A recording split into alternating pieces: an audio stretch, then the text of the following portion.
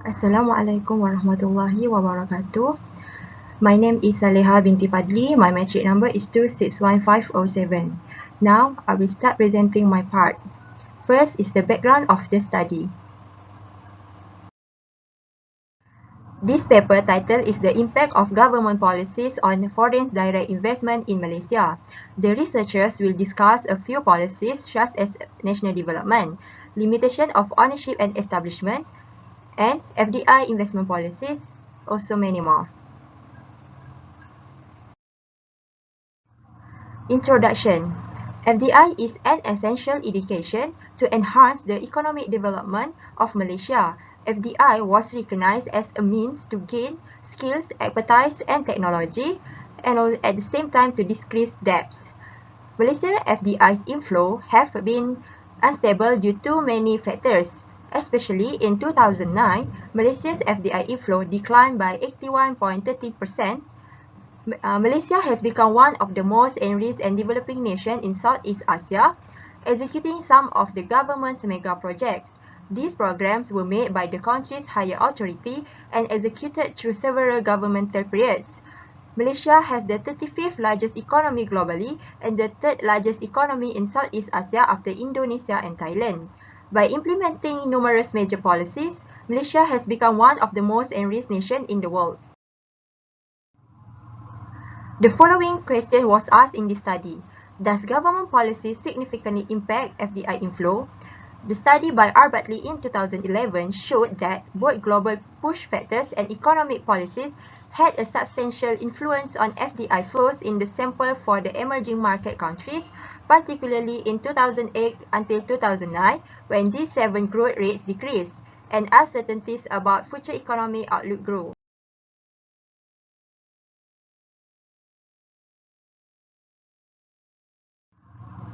The objective of this study is to identify Malaysia government policies from 1990 until 2020.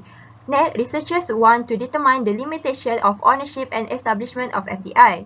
Lastly, to verify the investment agreement in Malaysia.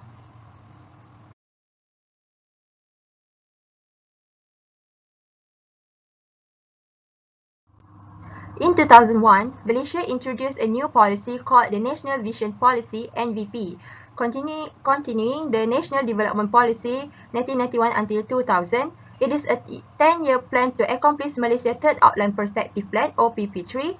In second phase of Vision 2020, it also strengthened Malaysia's basic transformation to a fully developed nation. This policy was designed to assist the Malaysian economy to handle globalization, liberalization difficulties, and fast technological growth, particularly for communication technology (ICT). MVP was also designed to promote economic competitiveness and economic resilience via improved total factor productivity and the development of a knowledge-based economy. As shown in Figure 1, the first year MVP was implemented. Malaysia FDI inflow was lower than average. The 2001 recession marked the beginning of an 8-month economic slump between March and November. A recession has historically been defined as a total of 2 consecutive quarters decline in GDP for all products and services produced in Malaysia.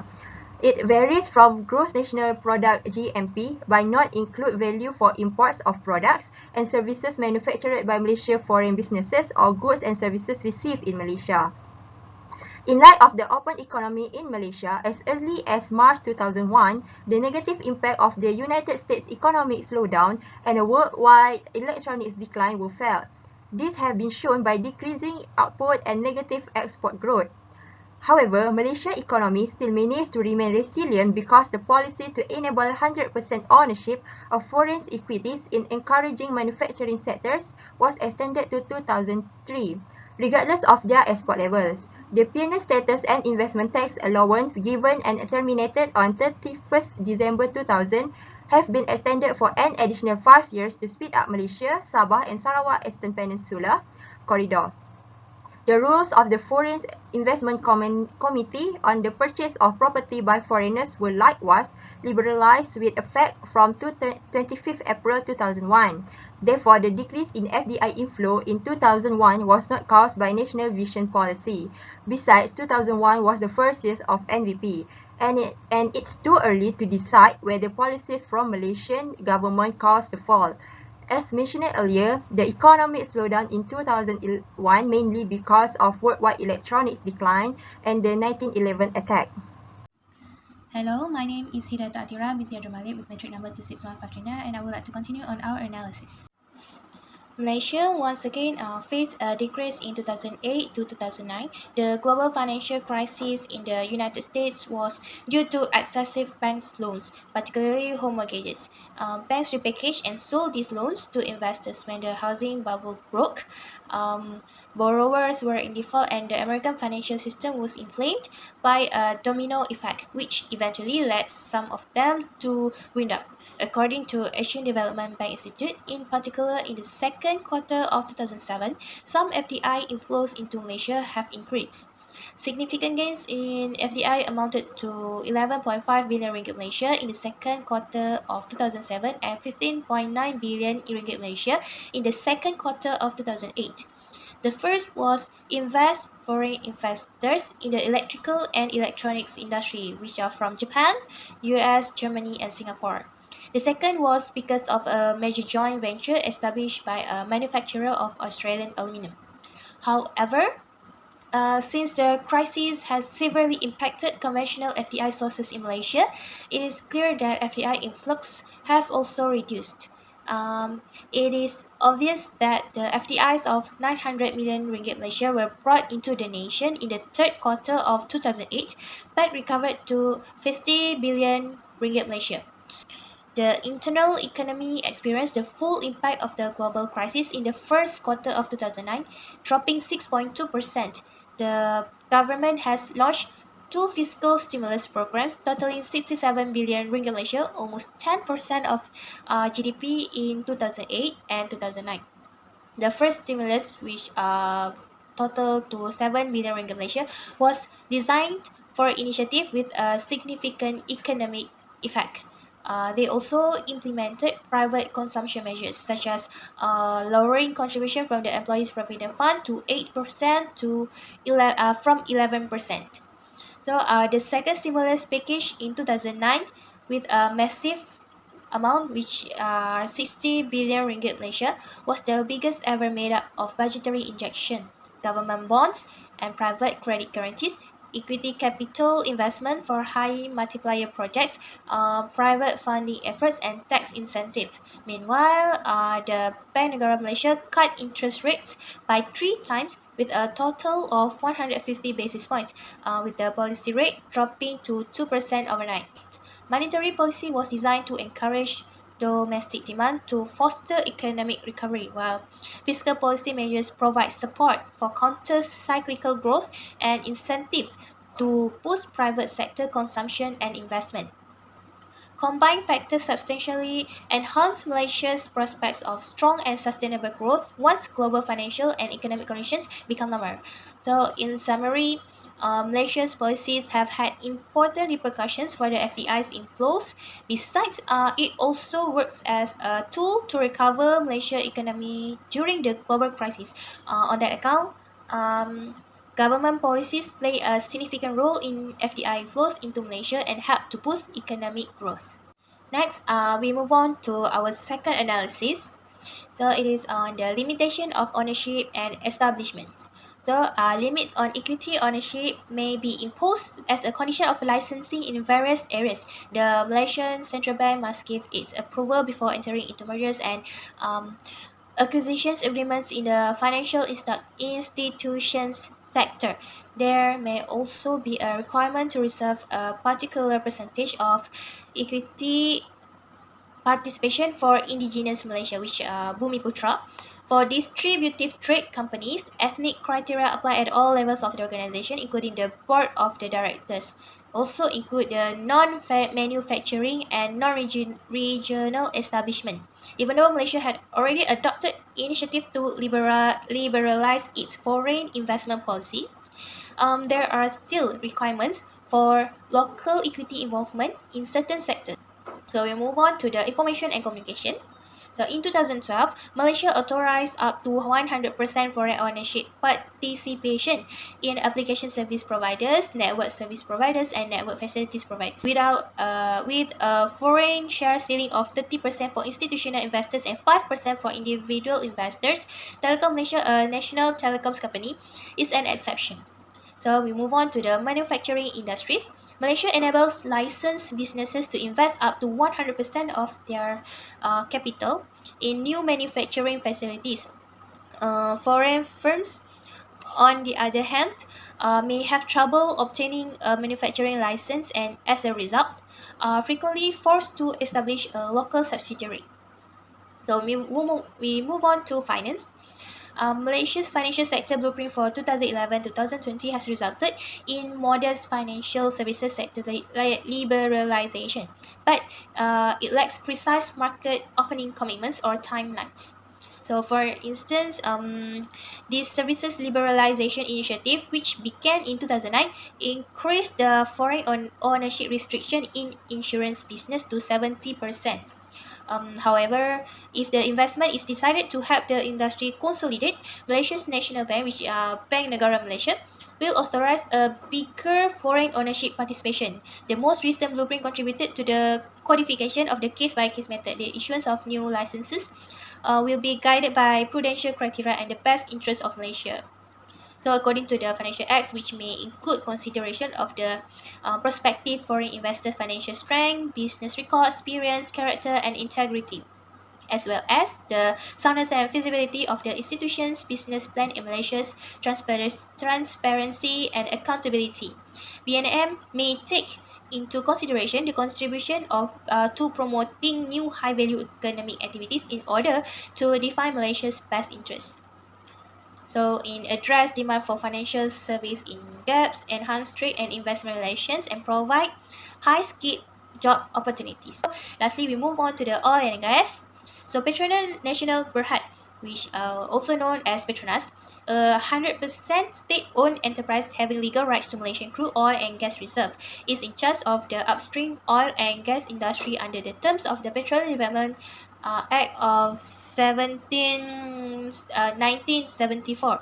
So foreign participation tends to take the form of contract for production sharing, which are PSCs. So Petronas regularly demands that PSC partners work for many tenders with Malaysian companies. Non-Malaysian companies are entitled to participate in petroleum services with local companies and are limited to shareholding of 49% if the foreign party is the major shareholder.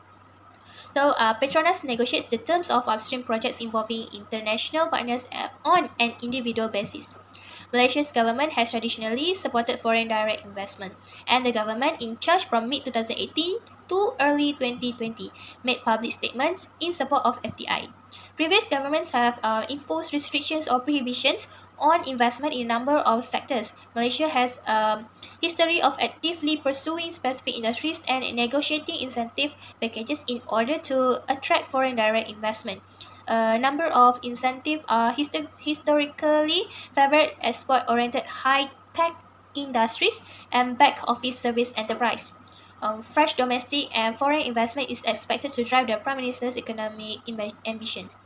So, according to the 2013 Organization for Economic Cooperation and Development, OECD Investment Policy Review of Malaysia, FDI to Malaysia began to decline in 1992 and private investment generally began to decline in 1997 following the Asian financial crisis. Malaysia's economic performance was increasingly dependent on domestic demand in the years that followed, while foreign investment was less a driver of GDP development. The OECD concluded in its review that the levels of Malaysia's FDI, however, were recorded in absolute terms in recent years as a percentage of GDP. Malaysia's attractiveness as a destination for FDI has decreased as the average salary levels in Malaysia have increased over years with consistent economic growth.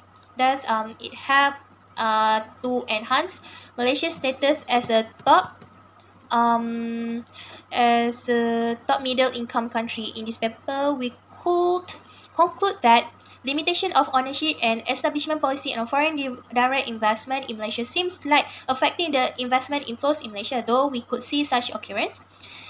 This limitation was created in order to save the Bumiputra's right in this country.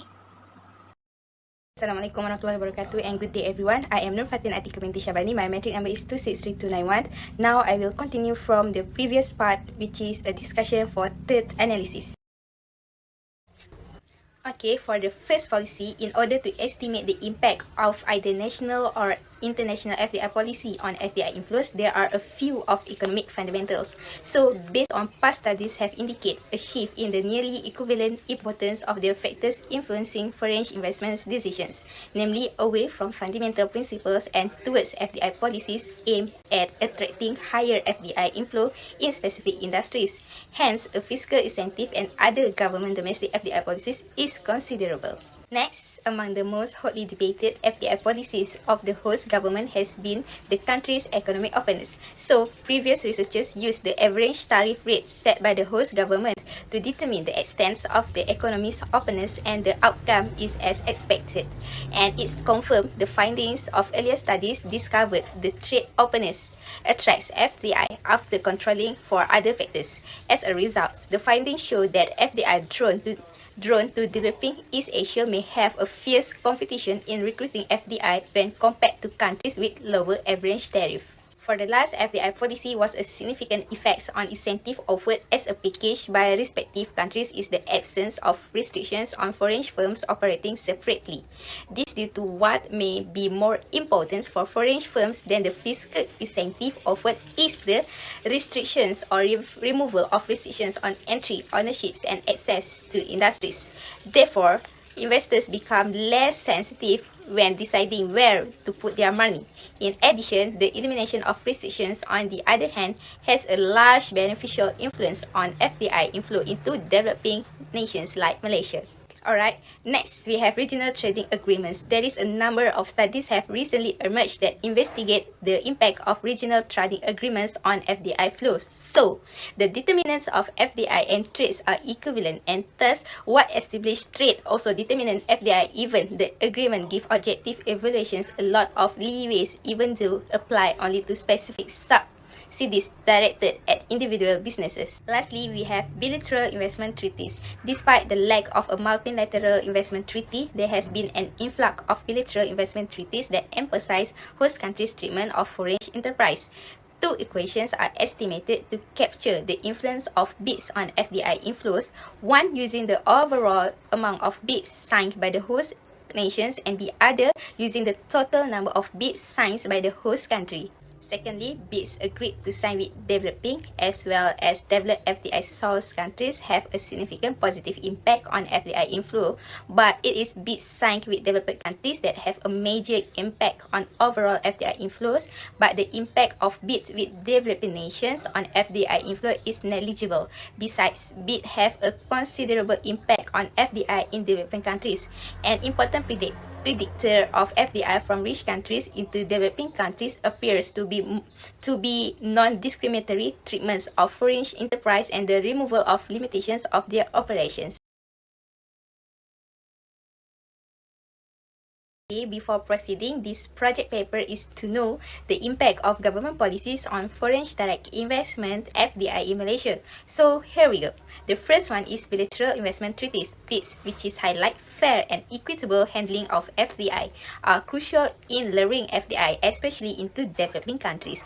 Bilateral investment treaties with developed and developing countries, on the other hand, may have diverse effects.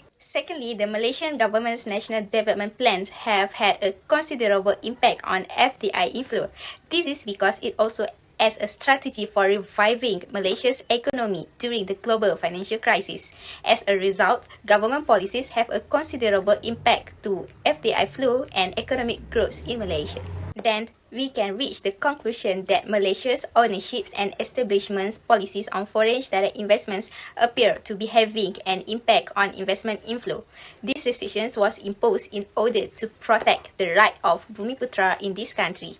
Besides, investment agreements also play an essential impact in attracting FDI inflow.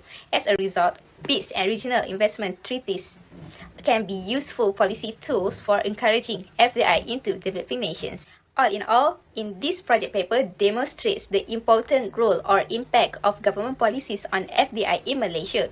It also confirms that FDI can increase by impose all the policies stated. With that, that's all from me and my group. Thank you.